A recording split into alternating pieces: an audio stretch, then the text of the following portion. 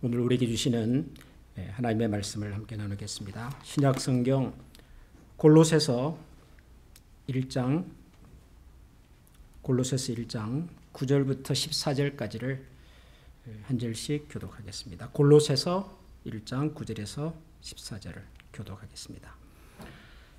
이로써 우리도 듣던 날부터 너희를 위하여 기도하기를 그치지 아니하고 구하노니 너희로 하여금 모든 신령한 지혜와 총명에 하나님의 뜻을 아는 것으로 채우게 하시고 주께 합당하게 행하여 범사에 기쁘시게 하고 모든 선한 일에 열매를 맺게 하시며 하나님을 아는 것에 자라게 하시고 그의 영광의 힘을 따라 모든 능력으로 능하게 하시며 기쁨으로 모든 견딤과 오래 참음에 이르게 하시고 우리로 하여금 빛 가운데서 성도의 기업의 부분을 얻기에 합당하게 하신 하나님께 감사하게 하시기를 원하노라. 그가 우리를 흑암의 권세에서 건져내사 그의 사랑의 아들의 나라로 옮기셨으니 그 아들 안에서 우리가 속량 곧 죄 사함을 얻었도다. 아멘. 우리가 지난주부터 골로새서 신약 성경에 있는 이 골로새서 말씀을 매주 함께 나누고 있습니다. 골로새서는 골로새 교회라고 하는 곳에 사도 바울이 보낸 편지다. 그런 말씀을 드렸습니다. 신약 성경 27권이 여러 가지 내용과 형식으로 기록된 하나님의 말씀인데요. 그 중에서 제일 많은 많은 분량이 이런 편지 글입니다. 우리가 서신서라고 부르는 편지입니다. 그 중에서 사도 바울이 골로새 교회에 보낸 편지다. 그래서 우리가 골로새서 이렇게 부르는 거죠. 이게 편지긴 하지만은 형식은 편지지만 내용을 들여다보면 이것은 사도 바울이 골로새 교회에 있는 교인들에게 성도들에게 전하는 사도 바울의 메시지입니다. 사도 바울이 골로새 교회 성도들에게 하고 싶은, 전하고 싶은, 나누고 싶은 하나님의 말씀, 메시지, 그게 골로새서입니다. 그러니까 편지의 형식을 빌리긴 했지만은 어떻게 보면 사도 바울이 전하는 메시지, 하나님의 말씀, 우리가 그렇게 생각할 수 있겠죠. 글로서 적어보낸 사도 바울의 설교다, 이렇게도 말할 수가 있겠습니다. 그런데 사실 설교를 한다는 건 참 어려워요. 설교는 항상 할 때마다 어렵습니다. 부담스럽습니다. 설교가 어려운 이유는 하나님의 말씀을 전하는 것이 너무도 이렇게 중요하고 굉장히 무거운, 아주 신중해야 하는 이제 그런 일이기 때문에 어렵기도 하지만 또 한편으로는 이 설교를 듣는 사람을 잘 모르잖아요. 잘 알 수가 없잖아요. 저도 매주 이렇게 설교를 준비하지만 사실 저는 오늘 여러분들이 어떤 마음으로 교회를 오셨는지, 지난 일주일 동안 여러분에게 어떤 일들이 있었는지, 또 오늘 예배에 오셔서 하나님의 말씀을 들으려고 할 때 여러분들이 가지는 기대나 생각은 또 뭔지 저는 전혀 모르잖아요. 저하고 지난주 혹시 저하고 만나서 목사님 요즘 제가 이런 생각과 고민을 갖고 있는데 이런 생각과 고민에 좀 맞는 말씀을 전해 주십시오. 누가 저에게 그렇게 부탁한 게 아니거든요. 제가 어떤 성도님들의 상황을 듣고 난 다음에 저분의 상황을 보니까 이번 주에는 이런 말씀을 전해야 되겠구나 라고 생각해서 제가 설교를 준비하는 게 아니거든요. 저는 사실 전혀 몰라요. 여러분들이 지난 일주일 동안 어떤 고민을 가지셨고 어떤 어려움이 있으셨고 또 오늘 주일 교회에 오시면서 예배에 대한 설교에 대한 어떤 기대를 가지고 오셨는지 저는 전혀 모르잖아요. 그런데 이런 전혀 모르는 상황에서 저는 설교를 준비하는 사람이라는 거죠. 여러분 이 상황이 이해가 되십니까? 여러분이 누군가 비즈니스상 중요한 분을 만나러 지금 가는데요. 내가 그분이 어떤 사람인지를 몰라요. 그분이 나에 대해서 어떤 기대를 갖고 있는지도 몰라요. 그러고도 그 사람을 만나서 뭔가 중요한 얘기를 내가 해야 된다면 여러분 어떠시겠어요, 마음이? 불안하지 않겠습니까? 걱정이 되지 않겠습니까? 그러니까 설교를 할 때마다 저는 그런 두려움이 있습니다. 도대체 오늘 이 설교를 들으러 나오신 우리 성도님들은 어떤 생각으로 오실까? 어떤 마음으로 오실까? 그래도 저는 좀 나은 게 제가 여러분들을 조금은 알잖아요. 제가 그래도 여러분들을 조금은 목사니까. 근데 사도 바울은 이 골로새 교회라는 곳을 한 번도 가본 적이 없어요. 만나본 적도 없어요. 지난주에 말씀드렸죠. 골로새 교회는 사도 바울이 세운 교회가 아니다 그랬죠. 사도 바울의 제자였던 에바브라라고 하는 사람이 사도 바울이 에베소라고 하는 곳에서 두란노 소원이라고 하는 일종의 신학교, 성경학교를 운영하고 있을 때 거기 찾아와서 사도 바울에게 말씀을 듣고 배워서 그리고는 자기 고향 이 골로새로 돌아가서 교회를 시작했다고요. 에바브라라는 사람이 자기 제자가 세운 교회죠. 자기는 한 번도 가본 적이 없어요. 그런데 그런 사람들에게 지금 편지를 쓴단 말이에요. 그런 사람들에게 뭔가 하나님의 말씀을 전하려고 하는 거죠. 여러분 무슨 얘기부터 해야 될까요? 한 번도 만난 적이 없는 그분들이 어떤 상황이 있는지도 뭐 조금 들어서 알고는 있지만 거의 잘 모르는 사도 바울은 그래서 이 골로새 교회에 보내는 이 편지 메시지를 보내면서 제일 먼저 감사합니다. 하나님 참 감사합니다. 감사하다는 말을 먼저 했었어요. 그래서 지난주 우리가 살폈지만 3절에 보면 우리가 너희를 위하여 기도할 때마다 하나님 곧 우리 주 예수 그리스도 아버지께 감사하노라. 편지를 시작하면서 제일 먼저 내가 너희들을 생각하니까 참 감사하다. 내 마음에 감사하다는 얘기를 먼저 해요.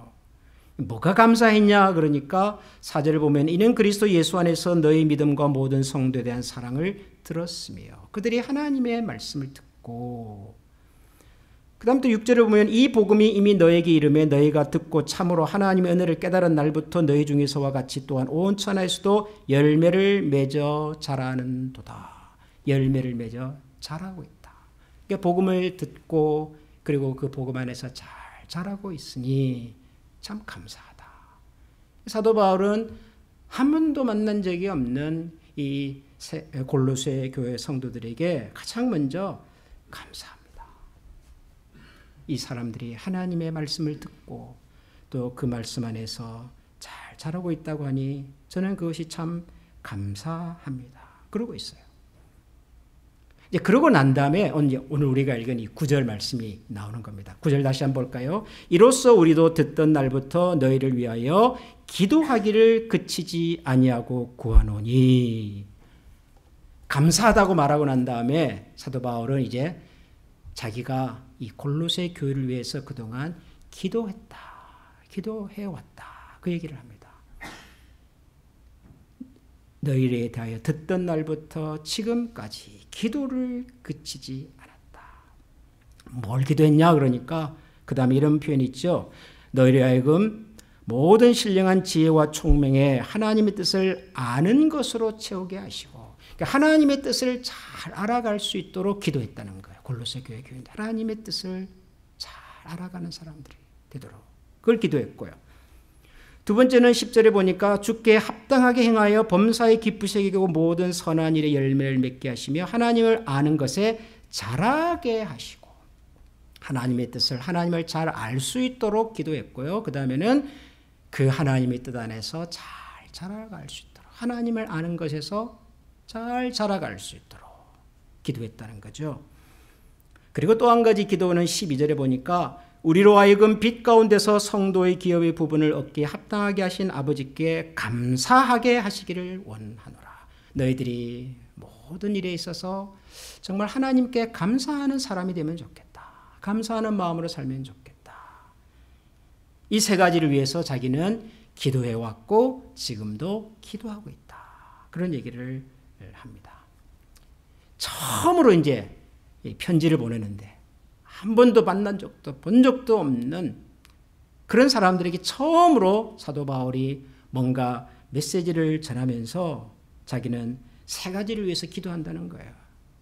여러분들이 하나님을 잘 알기를 나는 기도하고 또한 여러분들이 하나님을 아는 그 지식에서 더 무럭무럭 자라기를 기도하고, 그리고 나는 너희들이 모든 삶에서 하나님께 감사하면서 사는 사람들이 되면 좋겠다. 이것을 위해서 나는 항상 기도한다. 그렇게 얘기를 합니다. 하나님을 아는 것, 하나님 아는 것에서 잘하는 것, 그리고 모든 일에서 감사하는 사람이 되는 것. 여러분, 어떻게 보면 이건 굉장히 평범한 기도의 제목 같습니다. 굉장히 단순한 얘기 같아요. 우리가 늘 하는 얘기 같습니다. 그런데 생각해 보면 여러분, 이 세 가지보다 더 중요한 기도가 어디에 있을까? 저는 그런 생각이 듭니다. 사도 바울이 한 번도 본 적이 없지만 처음으로 사도로서 그들에게 뭔가 메시지를 전하면서 이 바울이 그 골로새 교회 성도들을 위해서 하고 싶었던, 할 수 있었던, 특별히 기도하고 싶었던 그 중요한 내용, 이 세 가지 말고 또 뭐가 있을까? 그런 생각이 저는 들었어요. 여러분 보세요.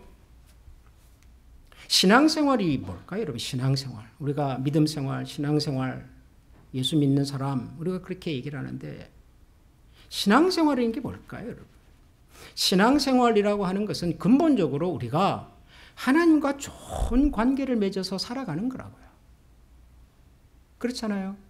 우리가 하나님과의 좋은 만남과 좋은 관계 속에서 하나님과 가깝게, 친하게, 행복하게, 기뻐하면서 그렇게 살아가는 것이 그게 신앙생활이잖아요.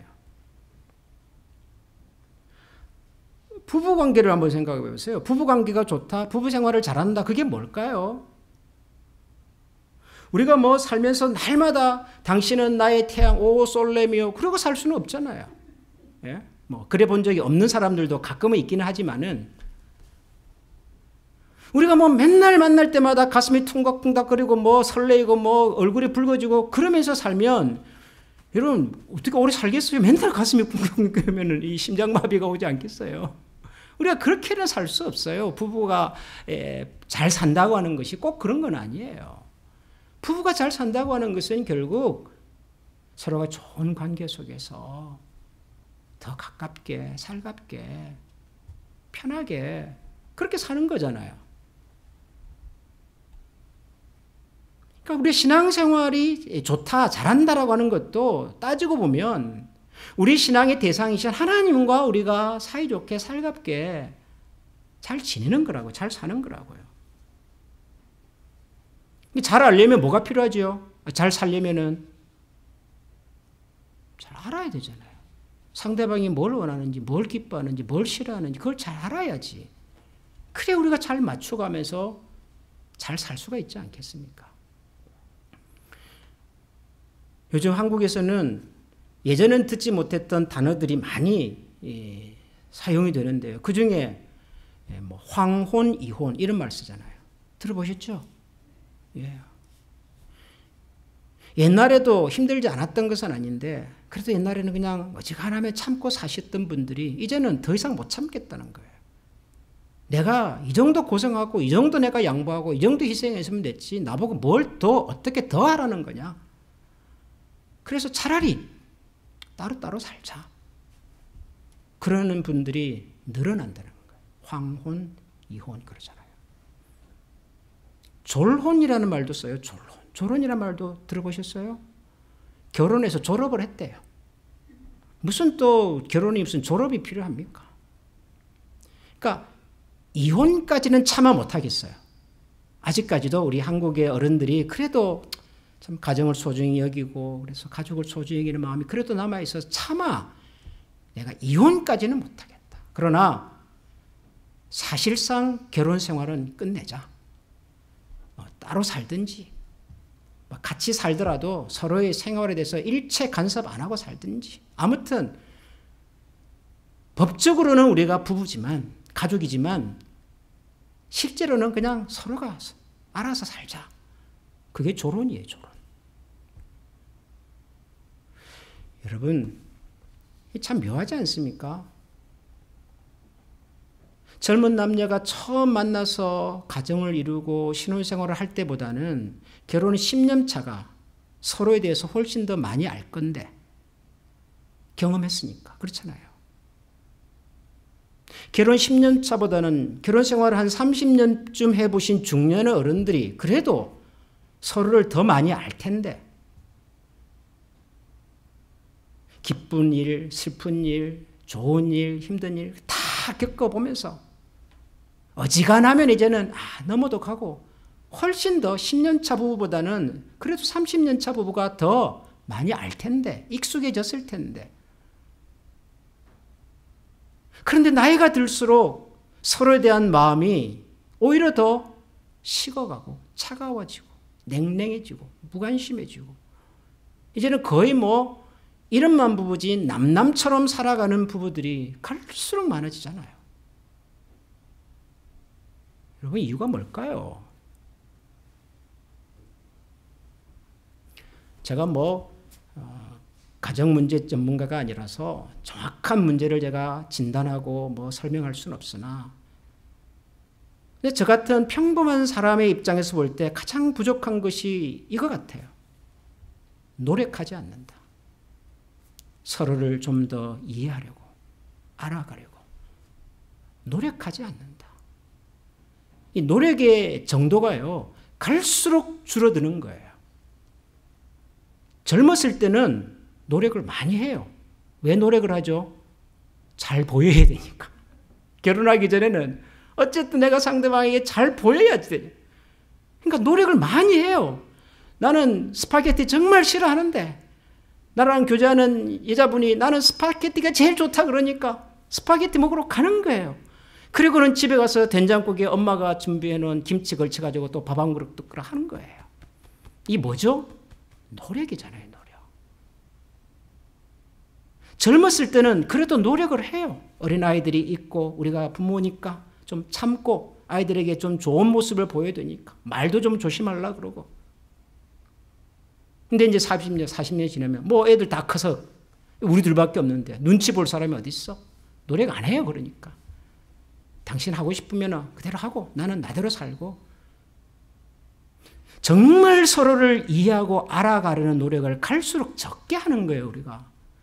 만약에 우리가 젊었을 때처럼 결혼 이전의 모습처럼 혹은 결혼 10년 차 부부처럼 노력한다면 저는 결혼 생활이 30년, 40년이 돼도 지금보다는 훨씬 좋은 부부관계가 저는 가능할 것 같아요. 노력하면. 근데 노력 안 해요. 내가 이 나이에 노력해서 무슨 부귀와 영화를 보겠다고 그런 생각이 있는 거예요. 그러면 좋은 부부 생활, 부부 관계는 그건 불가능하죠. 여러분, 하나님과 가까이 지내고 싶습니까? 하나님과 좋은 관계 속에서 살고 싶습니까? 노력하셔야 해요. 노력 없이 저절로 우리의 신앙이 성장하는 법은 없습니다. 노력 없이 우리가 저절로 우리의 믿음이 자라는 법은 없어요. 우리가 노력도 안 하고 하나님 은혜를 그냥 맨날 하늘에서 내리는 그냥 눈이나 비처럼 받아낼 수 있는 방법은 없어요. 우리가 처음에는 노력을 했어요. 처음 예수 믿을 때, 처음 교회 다닐 때, 처음 신앙생활 할 때는 정말 노력을 많이 했어.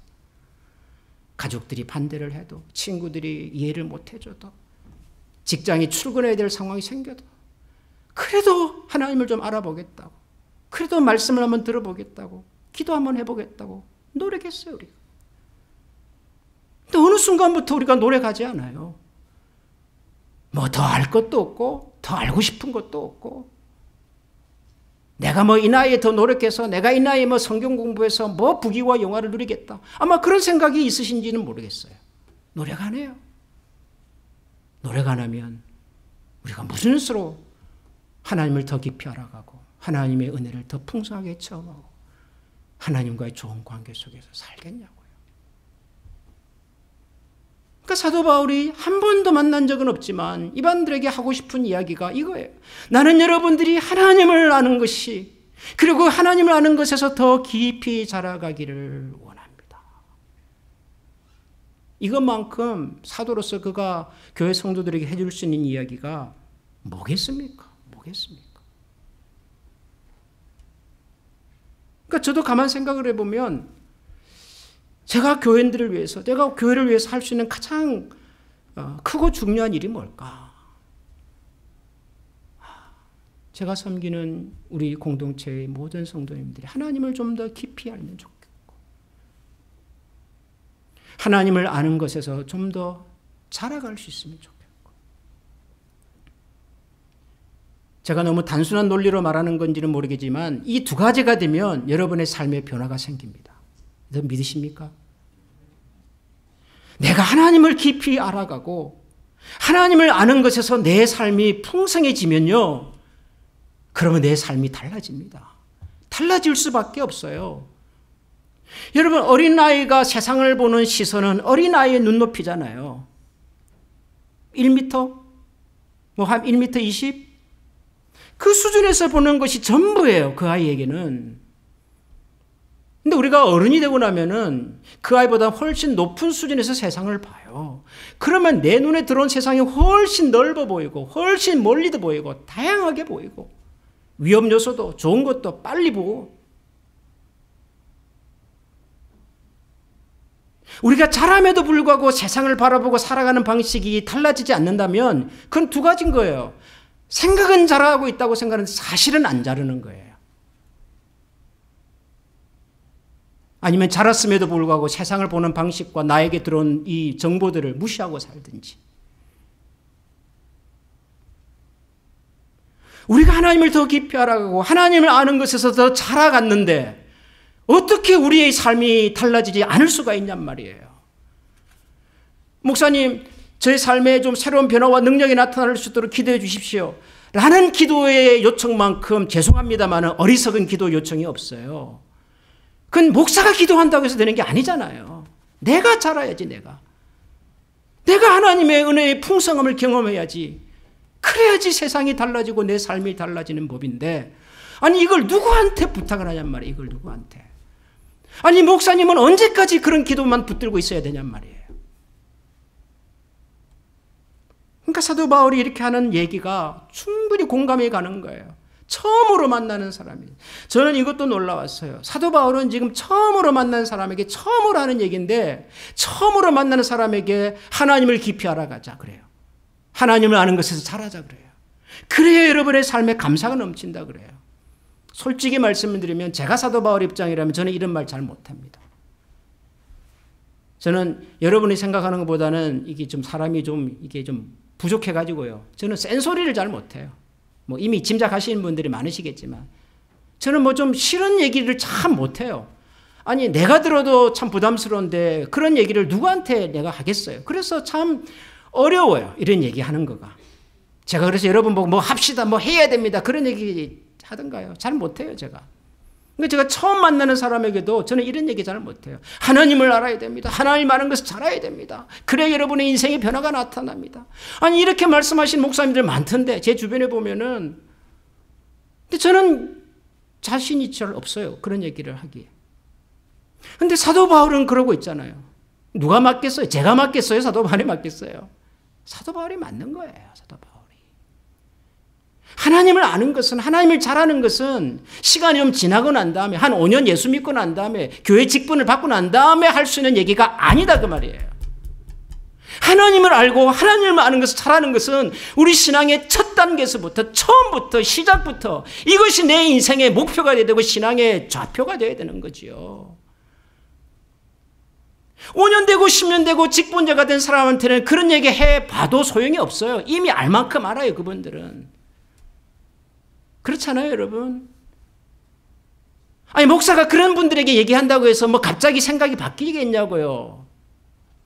제 경험으로는 잘 안 바뀌어요. 처음부터 신앙의 첫걸음을 내딜 때부터 내가 예수 믿고 신앙생활하는 목표는 내가 하나님을 깊이 아는 것이고 하나님을 아는 것에서 자라는 것이고, 그러면 내 삶의 변화는 나타나는 거죠. 바울은 이걸 기도했다고. 이걸. 아, 바울이 맞구나. 저는 그렇게 생각했습니다. 바울이 정확하게 기도했구나. 그런 생각이 들었습니다. 그리고 무엇보다도 사도 바울이 골로새 교회 성도들에게 뭔가 중요한 얘기를 하면서 제일 먼저 자신이 그들을 위해서 이렇게 기도하고 있다는 얘기를 한 것이 저는 참 놀라웠어요.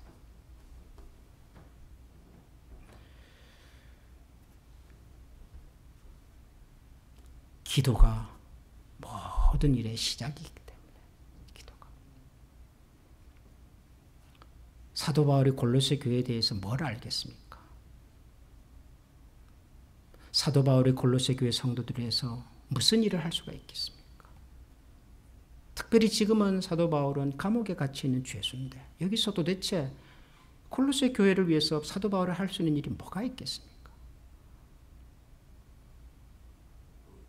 할 수 있는 일이 있었던 거죠. 기도. 감옥에 있어도, 멀리 떨어져 있어도, 본 적이 없어도, 그들의 사정을 내가 잘 몰라도. 그런데 우리는 참 기도가 어려운 사람들입니다. 우리는 참 기도하기를 왜 그렇게 조심해야 하는지, 기도를 왜 그렇게 힘들어 하는지.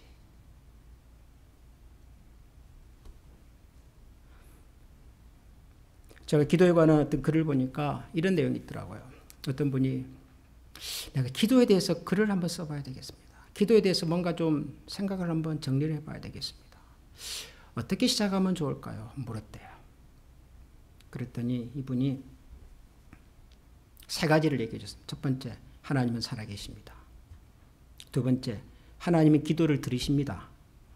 세 번째, 하나님은 당신의 자녀들의 기도에 관심이 있으십니다. 요 세 가지를 출발점으로 해서 고민해보고 생각해보라 그랬대요. 근데 덧붙이는 말이 재밌었어요. 그런데 이 세 가지는 증명할 수 있는 게 아닙니다. 그렇죠? 하나님이 살아계십니다. 여러분 증명할 수 있습니까? 하나님은 기도를 들으시는 분입니다. 어떻게 아시죠? 하나님은 당신의 자녀들의 기도에 관심이 있으십니다. 이건 또 어떻게 증명할 수 있습니까? 이 세 가지는 증명할 수 없는 일입니다. 대신에 이 세 가지는 믿어야 하는 내용입니다. 그러셨어요. 맞아요. 하나님이 살아계신다는 것은 우리 믿음의 내용입니다. 하나님이 기도를 들으신다는 것도 증명은 할 수 없으나 우리가 믿습니다.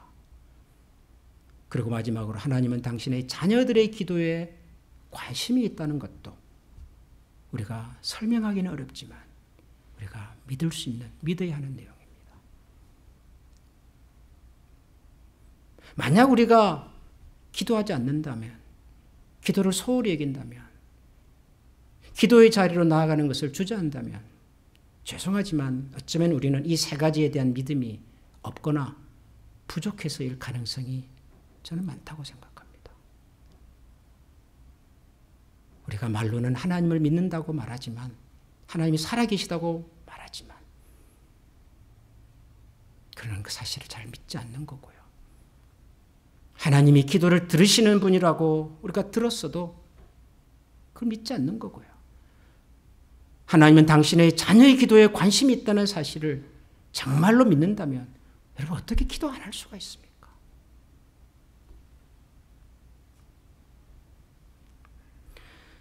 지난주에 제가 9월 한 달 동안 수요일마다 이제 기도하는 시간을 갖겠습니다. 기도합시다. 그렇게 설명을 드렸습니다. 우리 중직자분들, 성도님들, 재직들 나오셔서 같이 기도합시다. 9월 한 달 동안에는 꼭 우리가 기도하십시다. 하고 이제 지난주 수요일 날 첫 번째 기도의 시간이 되지 않았습니까? 제가 설레이는 마음으로 딱 들어봤겠죠? 구름 같은 또 우리 성도님들이 자리를 차지하고 있을 거다 생각을 하고 들어왔겠죠? 들어와 봤더니 지난 전주일보다도 3분 더 오셨더라고요. 3분 더. 제가 실망했을까요? 실망하지 않았습니다. 왜 실망 안 했을까요? 우리는 이번 주 수요일도 있기 때문에. 뭐 구름같이 허다한 증인이 뭐 지난주만 필요한 건 아니잖아요. 우리는 이번 주 수요일도 있고 앞으로 신에게는 뭐 12척의 배가 남아있습니다. 누가 그러셨다는데 우리에게는 아직 3번의 수요일이 남아있기 때문에